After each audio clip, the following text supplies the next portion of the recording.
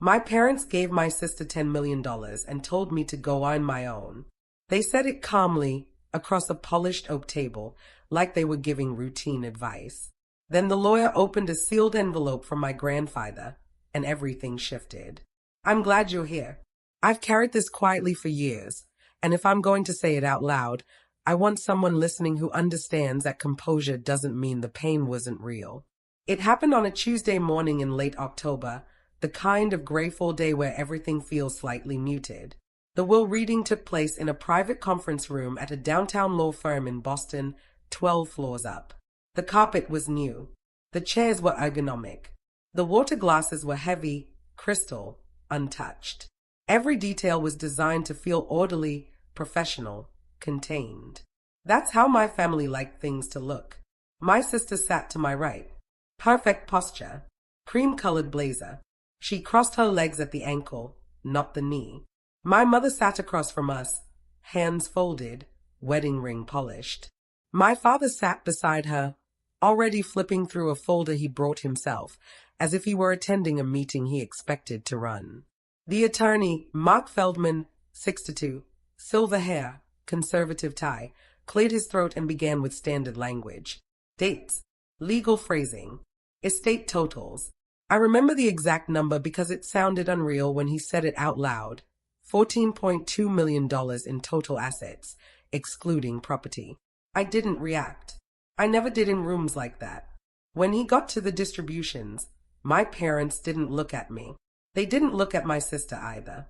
They stared straight ahead, faces neutral, as if the outcome had already been agreed upon somewhere else. Mark slid a document across the table toward my sister. Your portion, he said. She picked it up. I didn't see the number immediately, but I saw the way her fingers tightened just slightly at the edges. Then she exhaled through her nose. Controlled. Satisfied. $10 million. Not in cash. Structured. Trust managed. Diversified. But still, $10 million. My mother smiled then, small and approving. My father finally looked at me. We want you to build something on your own, he said. That's always been important to us. My mother nodded. This will be good for you. I waited for more. An explanation. A clarification. Something. Nothing came. Mark cleared his throat again, uncomfortable this time. He shuffled papers, then paused. There is, he said, one additional item. That was when he reached into a slim folder and removed a sealed envelope. Off-white. Thick paper. My grandfather's handwriting across the front. My name. Only my name. I didn't understand it then, but the room changed the moment that envelope appeared. My mother's hand stiffened. My father leaned back slightly, as if creating distance. My sister's eyes flicked toward me, just once. Mark hesitated. This was submitted separately, he said, with explicit instructions to open it last.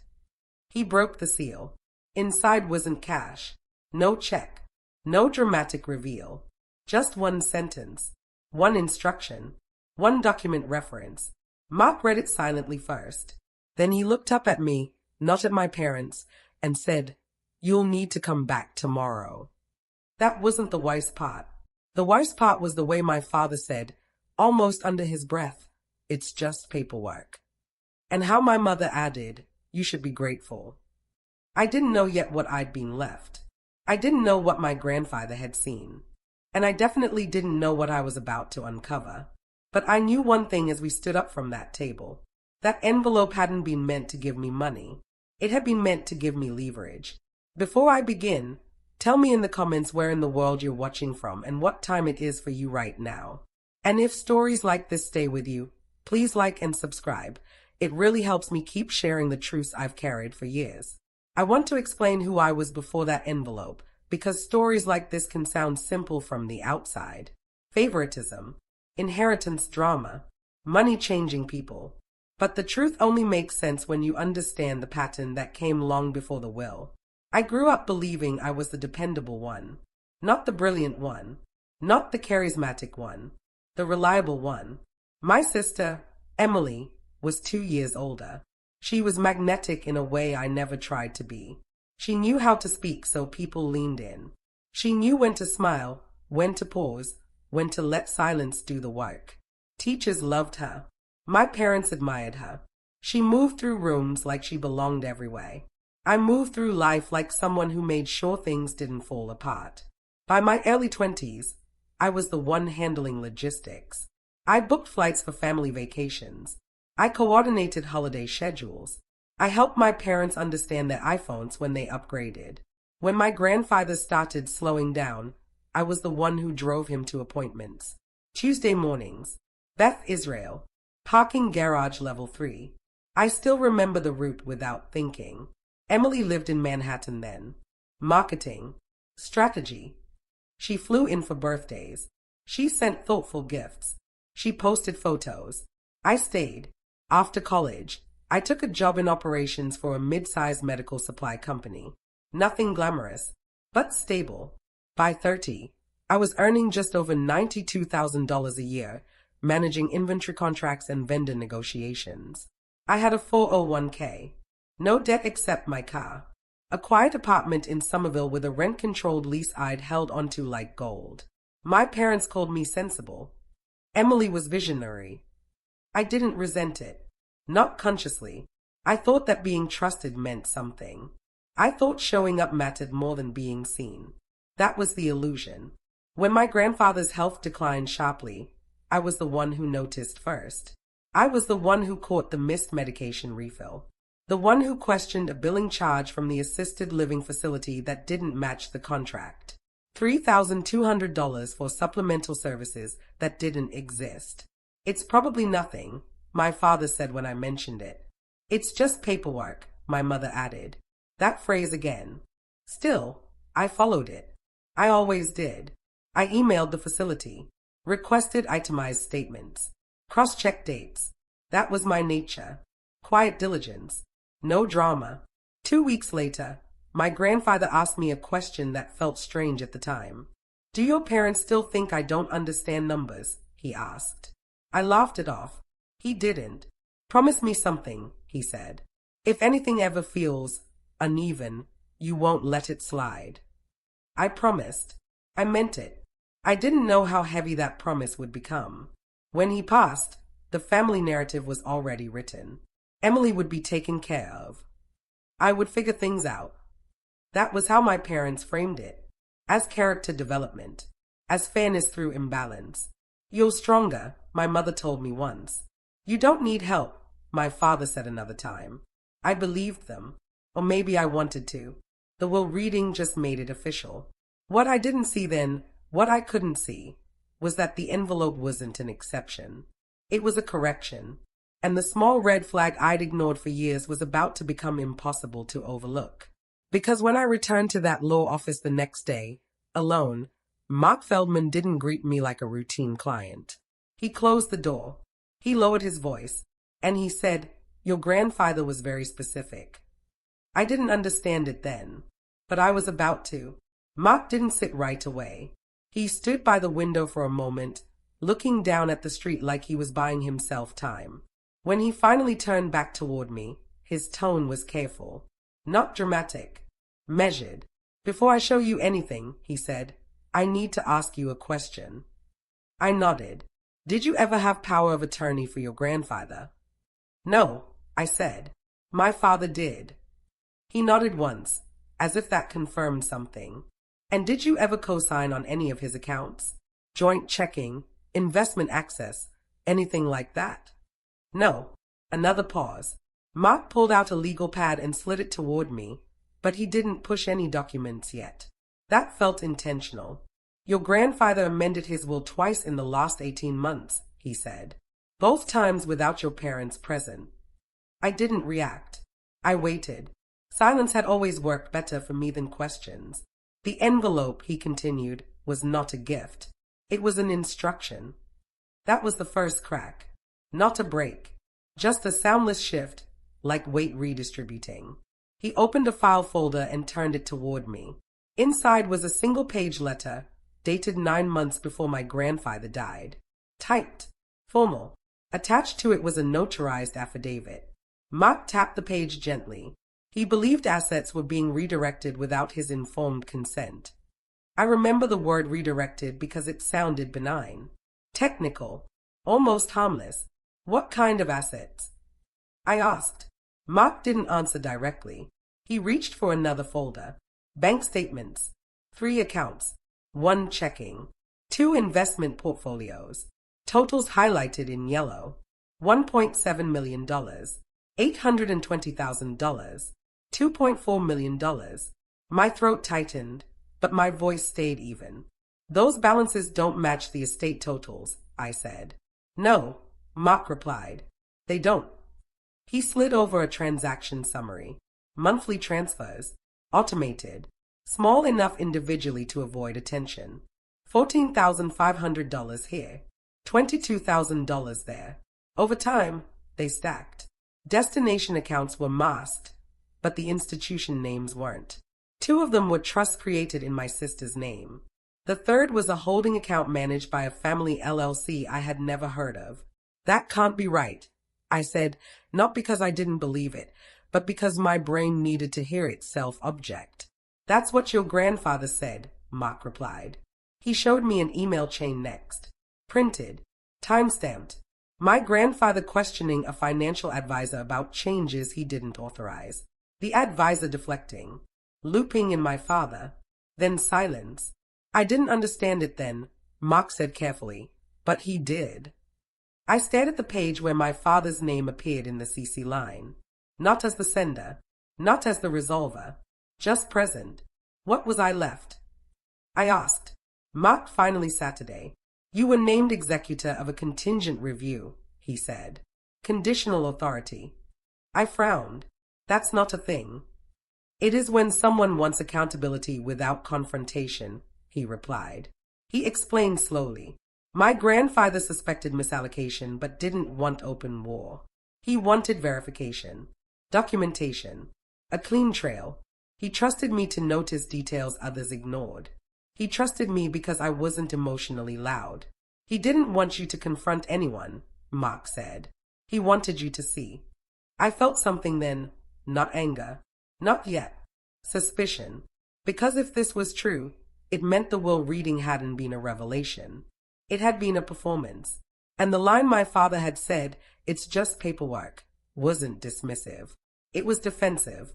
What happens now? I asked. Mark closed the folder. That depends, he said, on whether you want answers or peace. I thought of my mother's voice. You should be grateful. I thought of Emily's stillness when the envelope appeared. And I realized something unsettling. If this money had been moving for years, then the will wasn't the beginning. It was the end. I didn't understand it then, but I was standing at the edge of something my family never expected me to step into. And once I did, there would be no going back. I didn't go home after leaving Mark's office. I walked 3 miles without realizing it. The city felt louder than usual, like everything had volume except my thoughts, which had narrowed into a single, sharp line. Redirected. That word kept replaying. That evening, Mark emailed me secure access credentials. Temporary. Time limited. He included a short note. Everything your grandfather referenced is here. Download what you need. I sat at my kitchen table, laptop open, coat still on. The clock on the stove read 7:18 p.m. I remember because I took a screenshot of the dashboard at 7:19, the moment the portal finished loading. Folders. Dated. Categorized. My grandfather had been thorough even in suspicion. The first folder was labeled LLC formation. Inside, articles of organization filed 18 months earlier. Registered agent, a boutique firm in Delaware. Managers listed, my father and my sister. Ownership percentages split 60/40. The LLC's name meant nothing to me. Generic. Clean.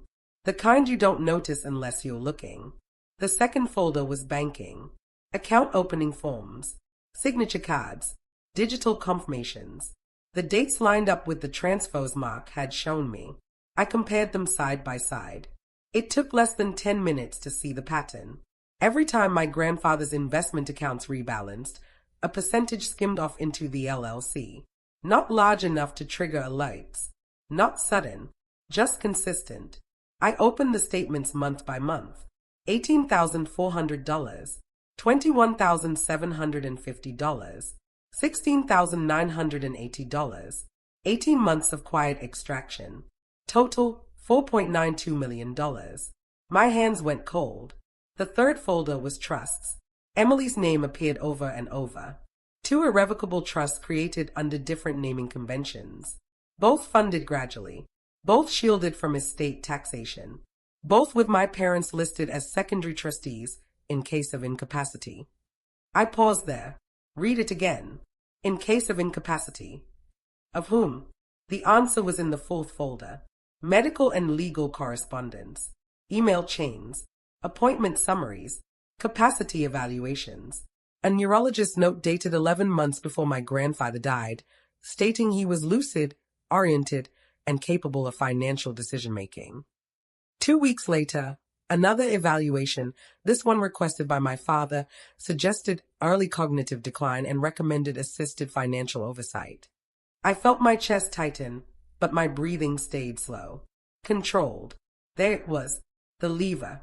I kept going. Screenshots of emails my grandfather never received. Calendar invites he was excluded from. A power of attorney addendum executed without his direct acknowledgement. Legally valid. Ethically hollow. I whispered, family doesn't do this. That line would echo later. I didn't know it then. By 10:42 p.m., I had downloaded everything. I organized files into my own folders, renamed them with dates, cross-referenced amounts. I opened a spreadsheet and started mapping timelines. Numbers calmed me. They always had. At 12:07 a.m., I found the message that finally broke my composure. An email from my sister to my father. Subject line, long-time positioning. Once it's moved, it's protected. She'll be fine. She always figures things out. She, not my name, not your daughter, just she. I closed the laptop. I sat there for a long time, staring at the reflection of the dark screen. I thought about the rides to Beth Israel, the refilled prescriptions, the promise I'd made. I thought about my parents telling me to go on my own.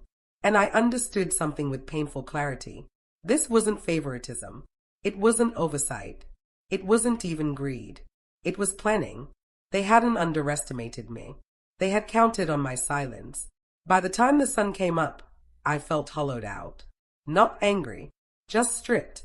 The lowest point isn't always loud.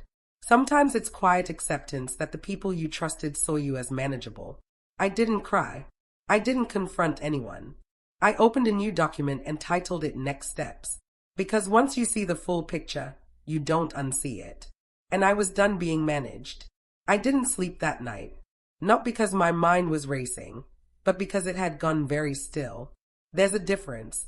Panic scrambles thoughts. Clarity narrows them. By 6:13 a.m., I had coffee, a legal pad, and the spreadsheet open again. I titled a new column Leverage. This wasn't about revenge. I knew that immediately. I wasn't interested in yelling across the table or demanding apologies I would never believe. I wanted control. Quiet. Documented. Final. The first step was understanding exactly what authority I had. Mark's phrase replayed in my head. Conditional authority. I emailed him at 6:24 a.m. Subject line, clarification on scope. He replied at 7:02 a.m. You can initiate a forensic audit and request disclosures without notifying beneficiaries. Once initiated, it cannot be stopped. That sentence did something to my posture. I sat straighter. I spent the next 3 hours planning. Not emotionally, logistically. 40% of my time went to outlining actions. What could be triggered? What required signatures? What would leave a paper trail they couldn't erase? I opened state statutes. Delaware corporate transparency rules.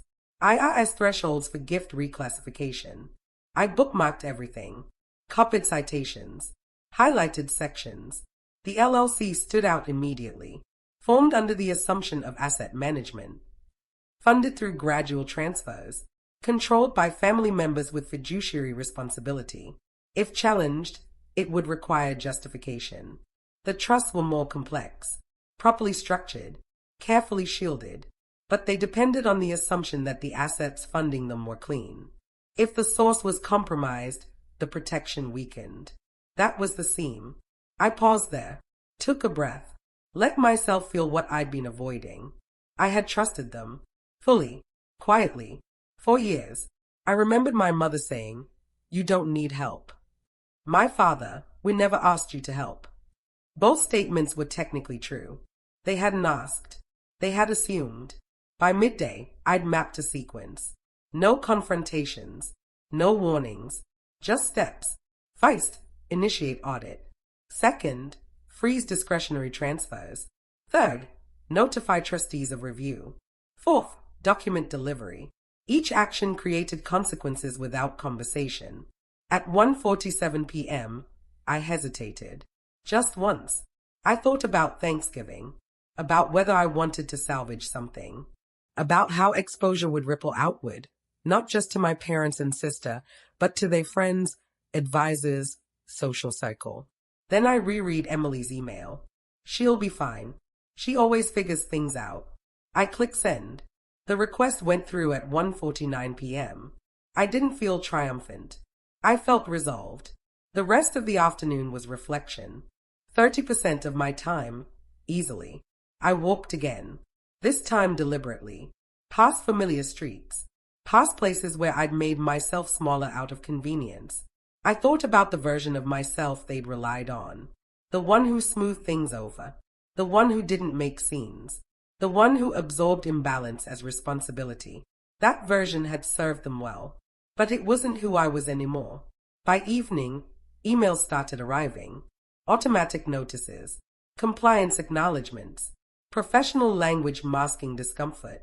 At 6:11 p.m., my phone rang. My father's name lit up the screen. I didn't answer. Not yet. Because control isn't about speed. It's about timing. And tomorrow, they would find out that the envelope my grandfather left me wasn't a gift. It was a countdown. The first call came at 8:14 a.m. I was already awake, dressed, sitting at my kitchen table with my phone face down and my laptop open. I didn't need to see the name to know who it was. I let it ring. At 8:19, a text appeared. "Call me. Now." No greeting. No question mark. At 8:26, my mother emailed. Subject, urgent. There seems to be some confusion with the bank. I didn't reply. At 8:41, Mark forwarded me a confirmation. Audit initiated. Asset movement suspended pending review. That was the irreversible action. From that moment on, nothing could be undone quietly. At 9:03, Emily called. I answered that one. "What did you do?" she asked. Not hello. Not my name. "What makes you think I did anything?" I said. A pause. Sharp inhale. "The trusts are locked," she said. "My advisor says." "I know what they say," I replied. Short sentences. Calm tone. "That money was already allocated," she said. "You can't just." "I didn't move anything," I said. "I asked questions." Silence. Then, "This is why they didn't want you involved." There it was. By 9:27, my father showed up at my building. I watched him through the intercom camera, hands in coat pockets, jaw tight. He looked older than he had a week ago. I buzzed him in. He didn't sit. "You had no right," he said. I stayed seated. "I had standing," I replied. "You gave it to me." He scoffed. "It's just paperwork." I looked at him then. Really looked. "No," I said. "It's money. And intent." He leaned forward. "You don't understand how this works." "I do," I said. "I mapped it." That stopped him. I slid my laptop across the table and rotated the screen. No commentary, just numbers, dates, email headers, the spreadsheet timeline. His face didn't change much, but his shoulders did. "This review triggers mandatory disclosures," I said, "including medical influence documentation." My mother arrived 10 minutes later, breathless, controlled panic behind her eyes. "We were protecting you," she said. I shook my head once. "You were protecting outcomes." Emily stood in the doorway, silent now, arms crossed, watching. What happens if they reclassify the transfers? I asked aloud, not to anyone in particular. No one answered. I continued. Gift tax penalties, trust invalidation, personal liability for fiduciaries. That was the moment the power shifted. Not because I raised my voice, because I didn't. At 11:02 a.m., Mark emailed all parties formally. Legal language, neutral tone, but devastating. By 11:17, my father asked, quietly, "What do you want?" I closed the laptop. "I want transparency," I said, "and I want my name off your assumptions." That afternoon, attorneys replaced parents. Advisors replaced siblings. Conversations moved out of kitchens and into conference calls. I didn't stay for them. I went for a walk. Because exposure doesn't always look like a scene. Sometimes it looks like people realizing the person they underestimated was paying attention the whole time. The fallout didn't happen all at once. It never does. It arrived in increments, emails, letters, calendar invites from people who suddenly wanted to clarify things. By the end of the first week, my parents stopped calling. Their attorney didn't. The audit took 91 days. I know the number because it marked a season of my life. Fall into winter. Leaves gone. Streets quieter. The kind of time where you're forced to sit with what you've set in motion. The findings were methodical. Boring, even. That was the point. The LLC was dissolved under scrutiny. Not because it was illegal, but because it couldn't justify its purpose once examined. $4.6 million was reclassified and returned to the estate pool pending redistribution. The trusts weren't voided. They were amended. Funding sources corrected. Balances reduced. My sister's advisors stopped calling me entirely. I heard the rest through Mark. My parents paid penalties, financial and reputational. Not ruinous, but uncomfortable. Enough to be discussed quietly at dinners they stopped inviting me to. Emily moved apartments. She didn't say why. I could guess. Thanksgiving came and went without an invitation. Christmas too. I didn't ask. What surprised me wasn't who left. It was who stayed. My grandfather's old accountant reached out. A short email. He knew what he was doing, naming you. A cousin I barely spoke to sent a message. I always wondered how that money moved so fast. No one said sorry. That wasn't the goal. By spring, the estate was restructured. Fairness wasn't perfect, but it was visible. I didn't receive $10 million. I received $2.1 million placed into a conservatively managed account under my sole control. It wasn't about the amount. It was about acknowledgement. My parents sent one letter. Typed. No signature flourish. We hope you understand we did what we thought was best. I folded it once. Placed it in a drawer. Closed it. Emily never reached out. That told me everything I needed to know. I kept my job. Stayed in my apartment. Renewed my lease. I didn't upgrade my life dramatically. I paid off my car. I increased my retirement contributions. I took my first vacation alone. I learned something important during those months. Peace isn't loud. It doesn't announce itself. It arrives when you stop managing other people's expectations. I didn't win. I finished. And that mattered more. I'm often asked, carefully, indirectly, whether it was worth it. People phrase it differently. Do you still talk to them? Wasn't it easier to let it go? Wouldn't peace have been cheaper? They usually ask in lowered voices, as if the truth itself might overhear us. Here's what I've learned. Peace that depends on your silence isn't peace. It's maintenance. For most of my life, I was rewarded for being easy, for not making things awkward, for absorbing imbalance so others could stay comfortable. That role came with compliments, reliable, sensible, strong, but it also came with invisibility. I didn't lose my family all at once. I lost the version of them that only existed when I complied. That distinction matters. I still live in the same city. I still shop at the same grocery store. I still get calls from unknown numbers and let them go to voicemail. Nothing about my daily life looks dramatic from the outside. But inside, everything is different. I no longer explain myself preemptively. I no longer soften truths to preserve illusions. I no longer confuse endurance with virtue. Sometimes I think about that moment at the will reading, the exact second the envelope appeared. How my grandfather engineered that pause. How he trusted timing more than confrontation. He didn't give me money first. He gave me clarity. And clarity has a way of rearranging everything quietly. I don't regret what I did. I regret how long I believed that fairness would arrive on its own if I kept being patient. It doesn't.